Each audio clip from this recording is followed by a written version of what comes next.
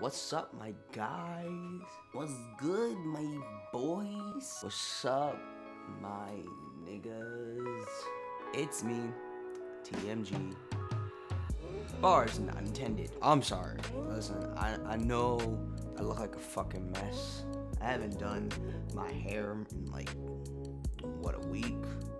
Well, it's not like I noticed. I haven't showered in a couple days. Haven't shaved anywhere. I look like I just rolled out of bed, doing the first thing in my clothes pile, turned on the camera, and started talking. And that's because I did, but like specifically for the purpose of this video. The depressed boy look really suits me, you know? It's my aesthetic. The world's burning, there's a global pandemic. What's the point in showering if I'm not gonna see anybody or interact with anybody in the next 6 months? So like, my sis Contrapoints just made a video not too long ago coming out as lesbian, and I absolutely love that for her. Like, we love and we stand. But it brought up questions for me that I haven't answered since the start of my transition. So I'm kind of having an existential crisis here. Oh, I forgot to introduce myself. Hi, my name's Taj, and I'm a certified tran. Anywho, up until a very recent point in my life, I've sort of left my sexuality ambiguous. Although that doesn't really mean anything to you, viewer, since I have literally no audience and am screaming into the void. But we just gonna pretend. I had pretty much told everybody in my life that I was pansexual, but my label personally had often changed between pan, bi, and gay up until pretty much the moment I saw Contrapoints' video. Now I know it's probably dumb of me to base such an integral part of my being off a 40-minute YouTube video, but I'm Gen Z, what did you expect? In all seriousness, I really connected with Contrapoints' video, with the feelings of shame, of wanting to be society's view of normal, because we do in fact live in a society, and as a trans person, feeling that push just a little bit more. But there's a lot of things that Contrapoints mentioned that I didn't go through, and there's a lot of things that I went through that Contrapoints didn't mention. So I thought that with my time in quarantine, I'd finally get serious about YouTube, upload another video, and show my perspective with sexuality from the perspective of a trans guy. I'm probably not gonna show or mention Natalie's video anymore from this point, so I'm going to put a link to her video in the prescription. Bitch. I'm gonna put a link to her video in the description. It's a fantastic vid, really well done, probably better done than mine, so you should totally check her out. I know my disheveled appearance is probably making some of y'all uncomfortable, so I'm gonna go change into something a little more comfortable and a little less hungover gay college kid.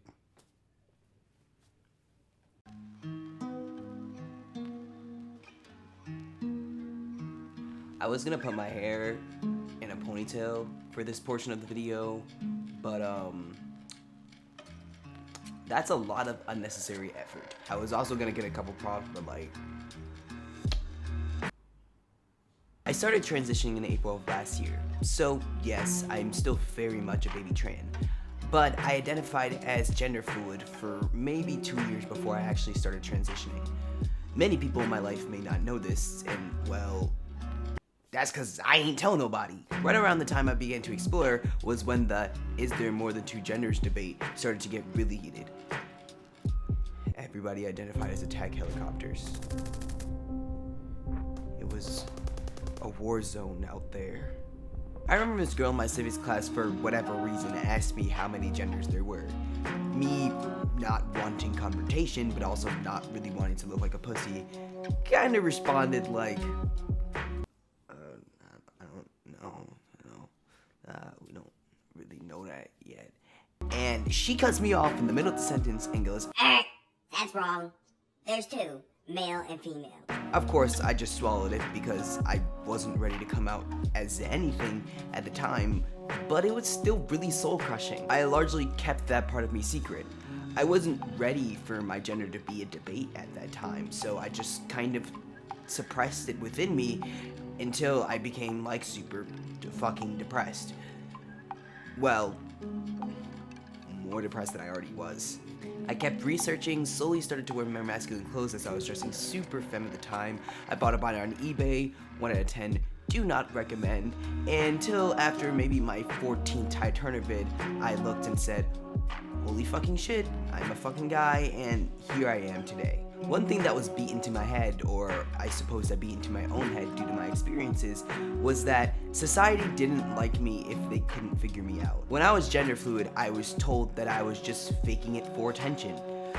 I didn't know the phrase transgender at the time, but there was times that even I questioned to myself, thinking that maybe I was just fabricating the entire thing for attention. Because of my short gender fluid phase, because sometimes I like to paint my nails, because sometimes I would go into cafeteria with long hoodies that reached just past my hands and had the boys at lunch tell me to call them senpai, I thought maybe I must really not be trans. It took a really long time to quiet this voice, and even when I was walking down the hall to get my first injection, I was still thinking that maybe I would get my first hormone shot and it would just fuck me up worse than I already was. And that's saying a lot, considering a little over half a year before that, I was in the mental hospital. Now, some people might think it was really irresponsible of me to go on T before I was 100% sure, and the fact that I was in the mental hospital not too long before then makes it even worse. And to those people I say, I was sure. Before I made the choice to go on hormones, I wrote several lists on why I thought I was trans, I consulted therapists, wrote poems, and researched in depth. So even though this fear was still in the back of my head, I knew I was trans. The issue wasn't really the doubts themselves, but where the doubts were coming from. I come from a family that's heavily religious, from a mom that, on top of being kind of abusive, expressly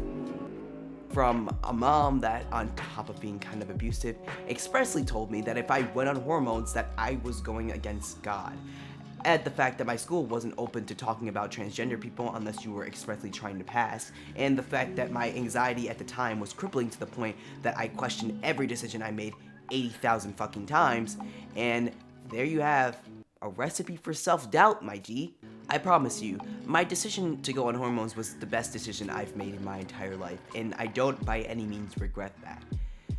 However, these anxieties didn't go away, they just kind of mutated and came out in other ways. One term that I haven't mentioned for however long I've been talking is the term gender dysphoria.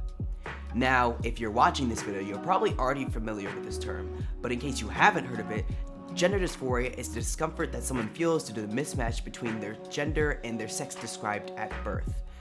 Gender dysphoria is largely dependent on how people around you perceive gender. This may sound odd, but I'll give you an example. I, even though I'm only 5'6", have never experienced height dysphoria. Height was just never something that was attributed to masculinity among the people around me. In fact, I'm taller than a lot of the cis guys I know and a lot of the cis guys in my family. But if you ask other trans guys who do have height dysphoria, it's most likely because the people around them attributed height to masculinity. Sexuality was one thing that was attributed really heavily to manhood around me though. My family and a lot of the cis guys that I know believe that if you're a gay guy, you're basically a girl. To them, they all talk in that really high-pitched gay voice. They're all extremely flamboyant, feminine, weak. They all shove dildos up their asses and tuck their dicks. Pretty much anything that made a guy masculine to begin with is erased. Now, mind you, my definition of masculinity vastly differs from those around me, because I think if you shove dildos up your asses, you're metal as fuck. But I'm purely talking from the perspective of the people that I live and work around. So imagine you're me in this situation, ready to come out as a trans guy, but also discovering you really like guys. Like, you really like guys. But being told that if you do, that you're essentially not a man. You would feel inadequate. You would feel invalidated. What I'm kind of trying to get at is that my sexuality gave me something akin to gender dysphoria. I felt that I couldn't be a man and simultaneously like guys, so I tried to push myself to like girls as well. I didn't really get any dates except one, but I would voice my love for women on a daily. I wanted people to sort of forget that I liked guys in the first place. I wasn't fully in denial, I knew the attraction was there, I just also kind of pushed myself to like a gender that I didn't like. Now at this point you're probably thinking, bro, where the fuck do you live to have all these dudes spouting homophobic rhetoric like it's not 2020? And to that I say, nigga, I'm not telling you where the fuck I live. You think I'm fucking crazy? I'm not trying to get killed. But what I will say is it has less to do with where I live and more to do with what I am.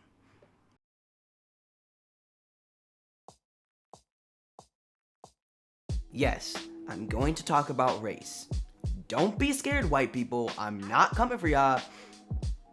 Yet. Race and culture, much of the time, goes hand in hand.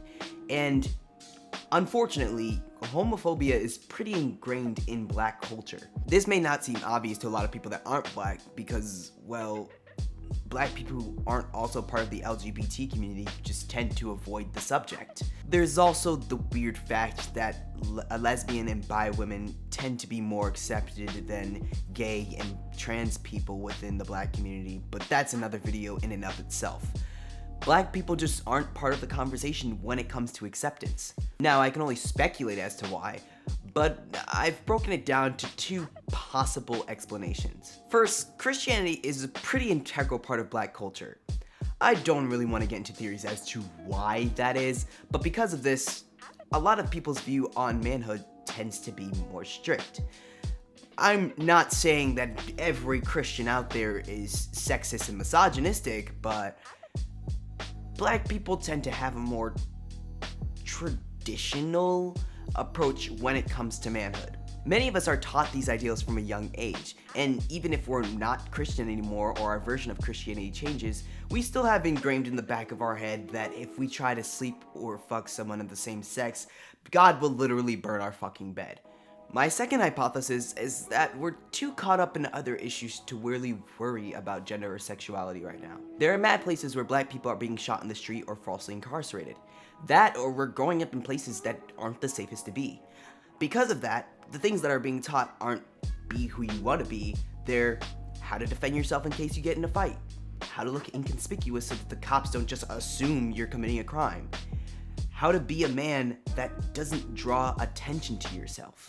Gender and sexuality just aren't something that we have the time to touch upon when we're literally worried about being shot and killed in the streets. Plus, we're already oppressed because of our race. Why would you want to add another layer to that? I'm not gonna get too far into this. One, because I don't want black Twitter ripping into my ass. I like to keep my cheeks. And two, because I hate to think that my race could play a role in me figuring out my sexuality. I can't authentically make a video without mentioning that though.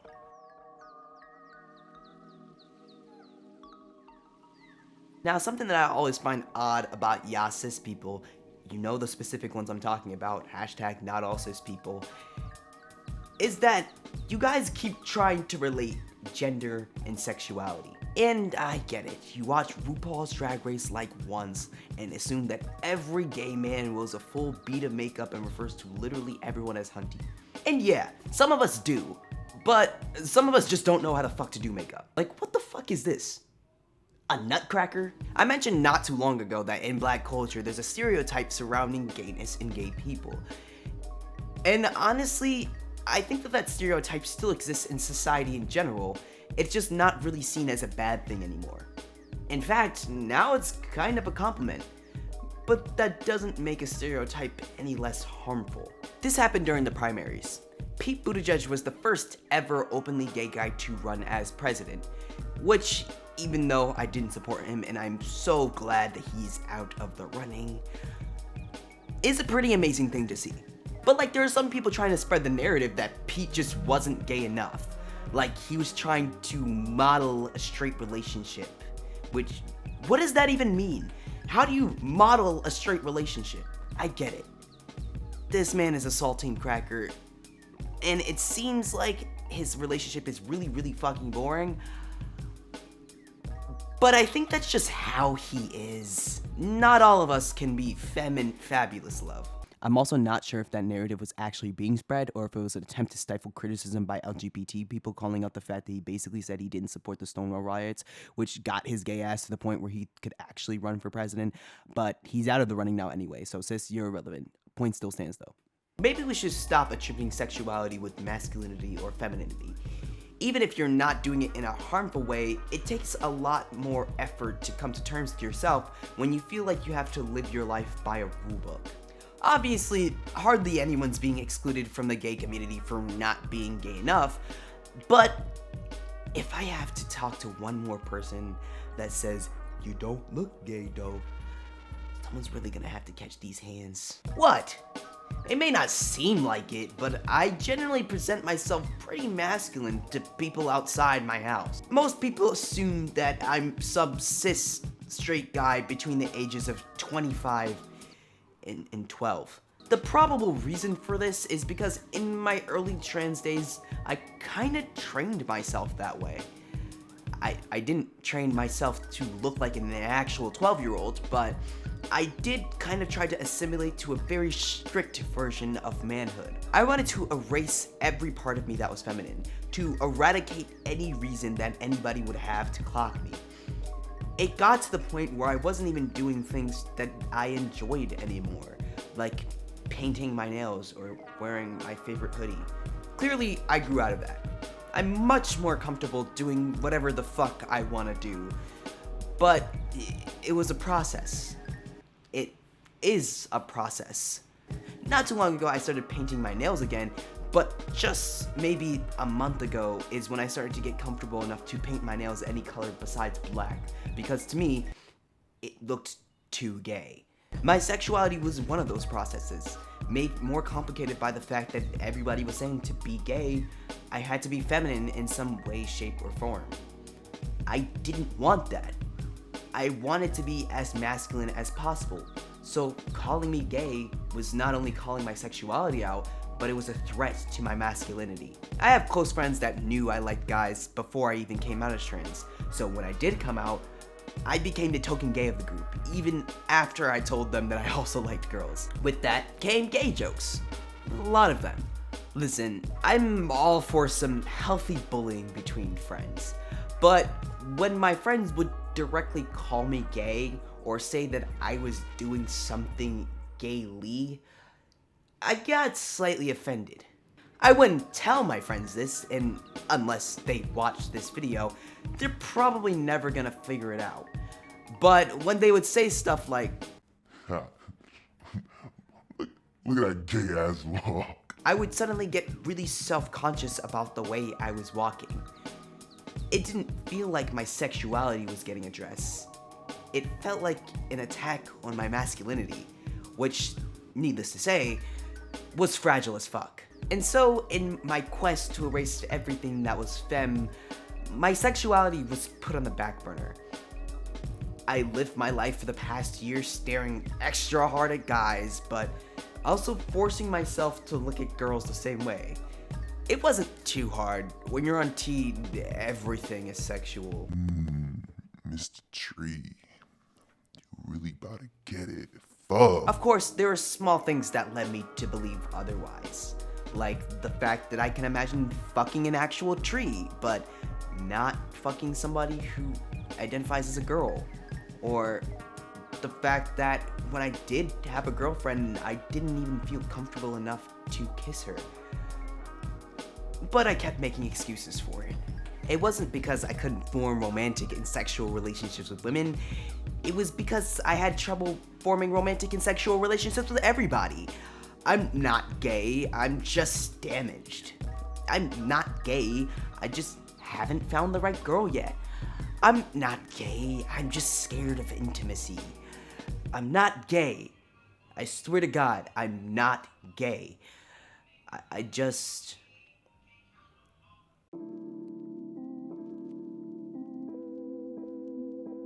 When I watched Contrapoints' video, she said at the end of the day, she couldn't imagine her future with a man. And I think that I'm in a similar situation. Every time I imagine my future, I see 2 kids, maybe a few animals, a cozy house in a neighborhood that's quiet but where the cars still pass by, and a boyfriend. Or a husband if he wants to get married. I couldn't imagine myself being fulfilled with a woman. And so, after years of denial, after lying to a lot of people, I have to finally come out and say that I'm gay. My name is Taj, and I am a gay man. Once again, I know it probably doesn't mean much to any random person that may happen across this video, but honestly, I'm kinda grateful for that. I didn't have the opportunity to build up this huge channel only to jeopardize it by coming out as a different sexuality than I originally advertised. Also, it took me a long time to say I'm gay without immediately retracting that statement.